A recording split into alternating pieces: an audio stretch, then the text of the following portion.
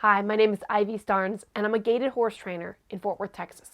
Today we're talking about a topic that most of you know.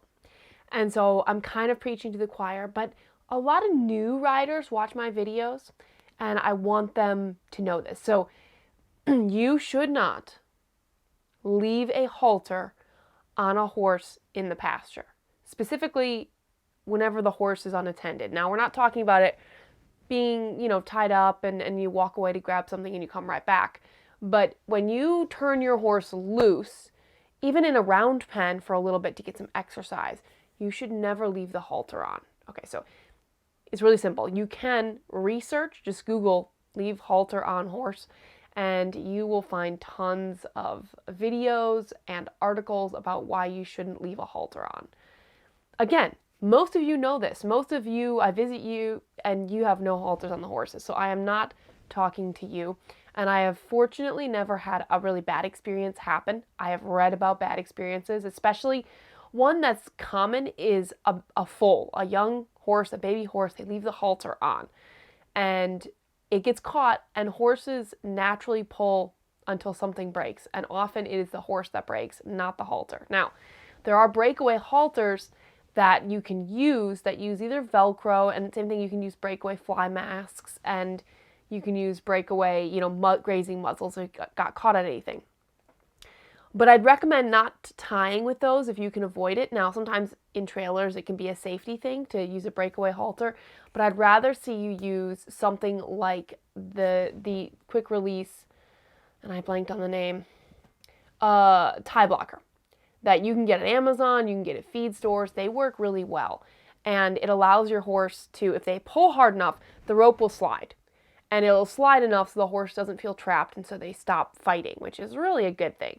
But if they just pull a little bit, it holds and it feels solid. And that's what the benefit of using a tie blocker is, especially in trailers. And most people don't leave halters on horses. Now, someone says, what if I can't catch my horse?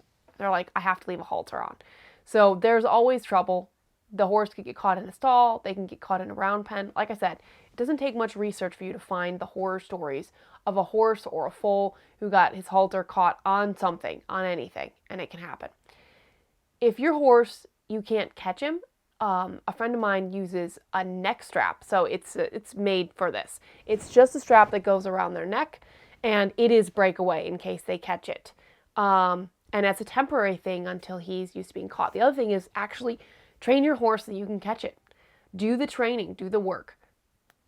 I only ever had one horse that didn't want to be caught, and I think mentally there was something wrong because every time I got her out, she started out like I'd never worked with her before. And that was just for the simplest of training. So as a general rule, most horses are very teachable, highly trainable. You can work with them, and you can train them to be caught, and there's lots of methods you can use. I'm going to hopefully do a video at some point, but I need a volunteer locally because all my horses, I don't have a hard time catching them. They come right up. So I'll be looking for someone locally that has a horse that doesn't want to be caught and do a video to show you some of the methods that I would personally use. Again, I am aware that most people that are watching this video know this, but if you don't, there's a huge problem when horses have halters on. There's a lot of accidents that happen. Now you can say accidents happen with horses no matter what they wear. Like horses can get caught on the safest pasture, and that is true. Horses can get caught on anything. We know that. It's true. But keep in mind, when a horse gets the halter caught, it usually means they'll die because they'll break their neck. They won't give unless it's a breakaway halter. If you think about rope halters or flat nylon halters, they're really strong. And the horse breaks before the halter does. And again, most of you know this. This is for people that are new to horses, or my friend Chrissy said, she said some boarding barns require halters on horses. Now, maybe they provide leather halters. I don't know. Leather halters are nice because leather will break, but it's still, the horse pulls and could injure itself. So I don't recommend breakaway halters. I would rather see horses with no halters and you have to go halter them and learn how to use a halter.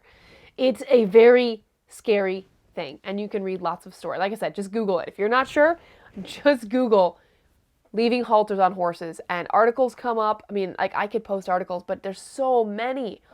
And videos come up, and I've read so many stories of young horses, of horses that got caught. And it's a highly preventable thing. Most horses have no trouble being caught. And there's no reason to leave a halter on the horse.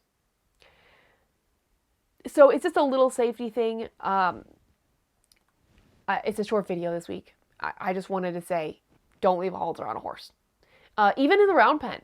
I've even read stories of people turn their horse loose in a round pen for an hour, 20 minutes, and the halter gets caught on something on the round pen. And so I make a point to, like, when new horses come, I take halters off right away. The round pen's very safe. It's a hard pen. Take the halters off if they're unattended, if you're not watching them. We're not going to address hard tying just yet. So if you do it, great. I'm just saying, don't leave a halter while the horse is loose. I probably am guilty of that a little bit more because occasionally, I haven't done it in a while, but when I would be at home in Illinois, I would let horses go in the yard, and sometimes they would have a halter on because it'd be easy for me to grab the halter and lead them. Granted, they were under fairly constant supervision. I wasn't with them the whole time, but we would look out and see them eating. But there was always a chance that they could get caught on something, and I probably should have never done that. Now, I don't leave halters on horses unattended. Rope halters or nylon halters or leather halters. So just my 2 cents. Not a lot of comments, not a lot of views today, but that's okay. A lot of you know this, and I just want to reinforce anybody that knows this to not put the halter on, and anybody that's new, don't leave a halter on a horse. Very simple rule. This week, I'm actually going to try to do a live video every day this week. So tomorrow, it's why you should run up to your horse. Wednesday is head down part 1. Thursday is head down part 2. I've been working on these for a little while, and they're almost done. Friday is you stop and praise for more gait. So at the Virginia Clinic, I have a horse who was gaiting just a tiny bit at the beginning, and by the 3rd day was gaiting a ton. And I'm going to use that as an example, and you're going to see that video. Tuesday, so why you should run up to your horse. I have video of that. Let me know if you have any questions. I have tons of topics listed. Some of them I just need to get footage for, including nose bands, using mechanical devices to get the head down, and many other things. So let me know if you have any questions. And looks like there's no more comments right now. So please don't leave halters on your horses. And I know it's been cold, so I've actually been working on a video for you. It might be an extra video because it's not on the list of things to do with your horses in the cold weather. So I have some that is coming soon. Stay warm. It's about to get cold here in Texas, or as cold as it gets in Texas. So anyway, I hope you guys stay warm. Have a great ride.